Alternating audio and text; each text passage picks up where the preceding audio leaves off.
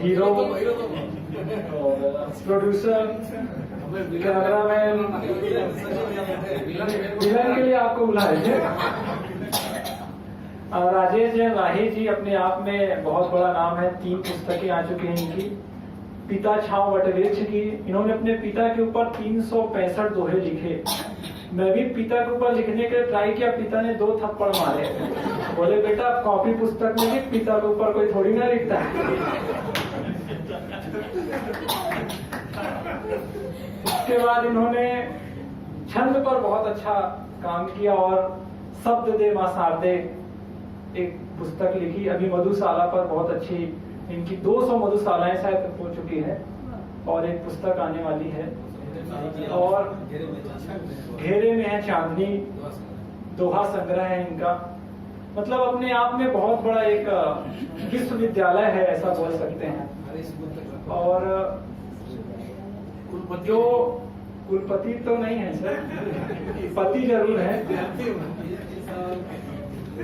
एक समिति है अखिल भारतीय कवि सम्मेलन समिति, जो लोग कविता लिखते हैं उनको इस विषय में जानकारी होनी चाहिए, इसलिए बता रहा हूँ। डॉक्टर कुमार विश्वास जी से लेकर जितने भी मंची कवि हैं वो 100 लोगों की एक टीम बनाते हैं। पिछले साल सिर्फ डॉक्टर सुरेंद्र दुबे उस समिति में सिर्फ थे छत्तीसगढ़ से, और इस बार सर का भी नाम है और उनकी कृपा से मेरा भी नाम है। उनकी कृपा से इसलिए भी बोल रहा हूँ क्योंकि समिति के सदस्यता शुल्क के लिए कुछ शुल्क जमा करना पड़ता है, वो इन्होंने ही किया था। तो अपने आप में विश्वविद्यालय से मस्ती मजाक की बात अलग है, लेकिन नवरंग काव्य मंच की स्थापना करना और 50 से ज्यादा ऐसे कार्यक्रम करना और हर कार्यक्रम में युवाओं को सम्मान, वरिष्ठ जनों का सम्मान करना छोटी बात नहीं। आदमी सोचता भले कि 10 लोगों को इकट्ठा करके, लेकिन कवियों को इकट्ठा करना मतलब तराजू में मेढकों को रखना। एक आएगा दूसरा भागेगा, 3 लोग नाराज हो जाएंगे कि मेरे को आखिरी में पढ़ाया।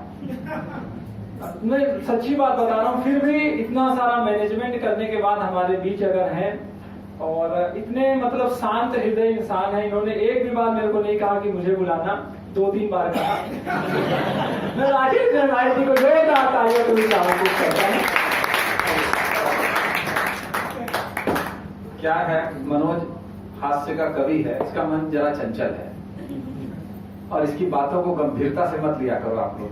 भटका हुआ है। क्या है जिसका विवाह नहीं हुआ है, तुम्हारा है तो विवाहितों का सुख इससे देखा नहीं जाता। एक बार ताली बजा दीजिए इसकी बात।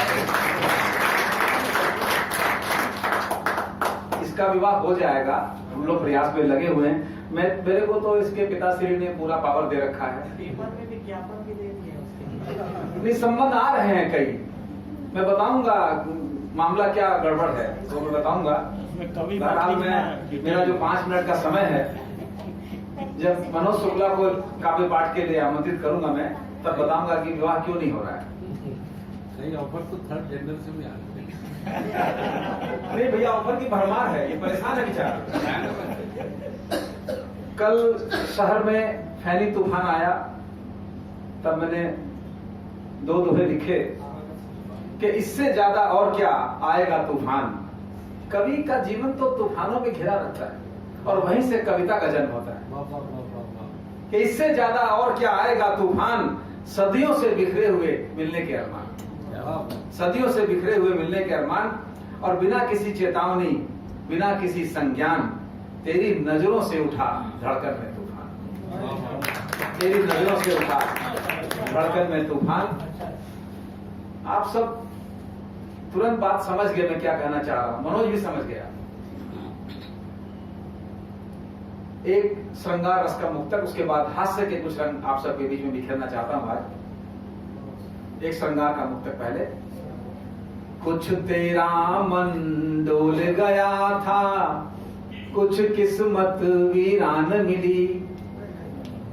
क्या कारण हुआ कि कुछ तेरा मन डोल गया था, कुछ किस्मत वीरान मिली। तेरी चूनर हुई गुलाबी, राह मुझे सुनसान मिली। एक तरफ डॉलर की जगमग, एक तरफ माटी सौंधी, गले लगाया मुझे गीत ने, गले लगाया मुझे गीत ने, और खूब पहचान मिली। क्या हुआ? जो प्रेम नहीं मिला, मगर जो कविता लिखे, जो गीत लिखे, उसे पहचान तो बनी। एक हास्य कविता आज आप सबके बीच में रखने का मन है। आप सब नवोदित काफी कवि इसमें सदन में उपस्थित हैं। नवोदित कवि के साथ जब वो कविता लिखना प्रारंभ करता है तो क्या क्या घटित होता है, उसको मैंने इसमें पिरोया है, और इसीलिए मैं चाहता हूं कि यह कविता आप सबके बीच में रखूं। कि यूं तो निहायत ही शरीफ हूं, ये मनोज सहमत नहीं है, कि यूं तो निहायत ही शरीफ हूं, मगर पिछले कुछ दिनों से पूरे प्रदेश में बदनाम हो गया। मगर पिछले कुछ दिनों से पूरे प्रदेश में बदनाम हो गया हूं।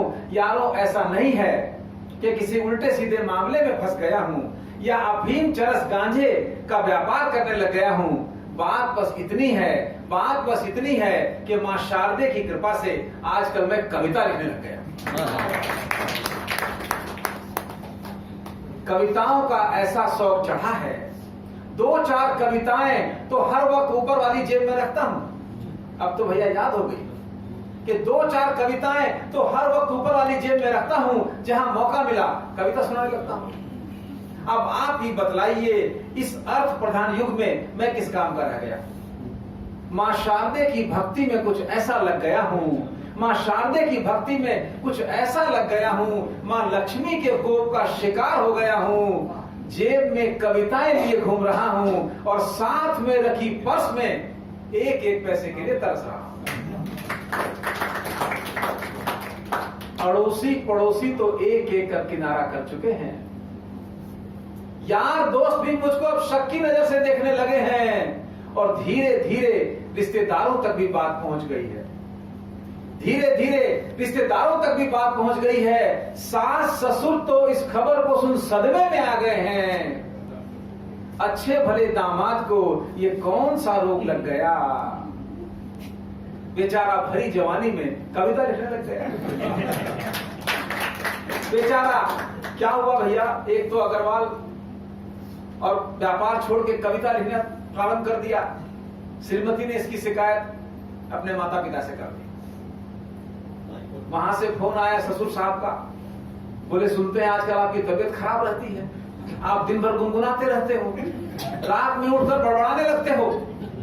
हम आपके लिए एक ताबीज बनाकर भेज रहे हैं, उसे अच्छा सा दिन देखकर अगरबत्ती वगैरह दिखाकर स्नान इत्यादि कर अपनी बाह में बांध लीजिएगा।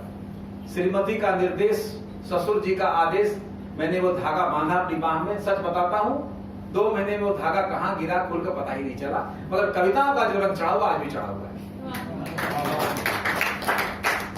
सास ससुर तो इस खबर को सुन सदमे में आ गए हैं। अच्छे भले दामाद को ये कौन सा रोग लग गया? बेचारा भरी जवानी में कविता लिखने लग गया।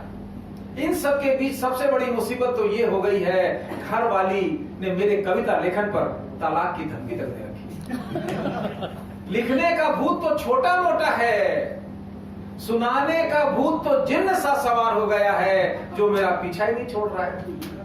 दोस्तों, एक दिन मैंने एक कविता लिखी थी नई नई, एक दिन मैंने एक कविता लिखी थी नई नई, सुनाने की मुझको धुन चढ़ी हुई थी। संयोग से घरवाली घर से बाहर गई हुई थी। हास्य रस का कवि हूं, मगर मैंने वीर रस वाला काम कर दिया।